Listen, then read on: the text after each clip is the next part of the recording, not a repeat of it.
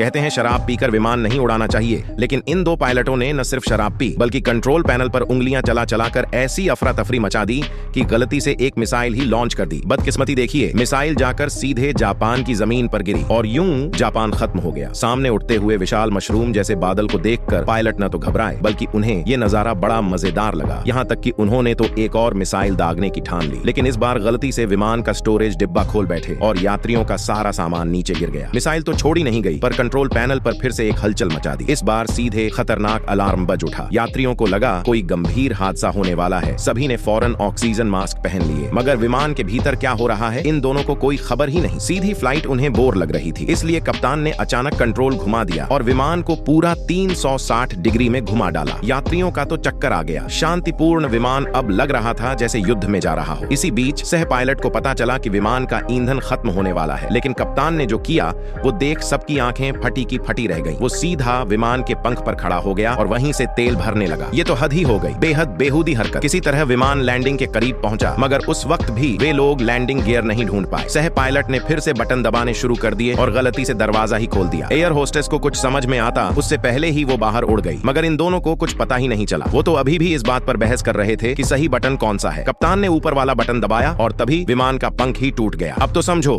सब खत्म। कप्तान ने सोचा अब तो ऊपर वाले से ही दुआ करनी पड़ेगी, लेकिन सह पायलट की बेवकूफी ने दोनों की जान बचा ली। ये दोनों तो किसी तरह बच निकले, मगर यात्रियों की तो शामत आ गई। लेकिन इन्हें इससे कोई फर्क नहीं पड़ा। वो तो फिर से खुशी खुशी बियर पीने बैठ गए।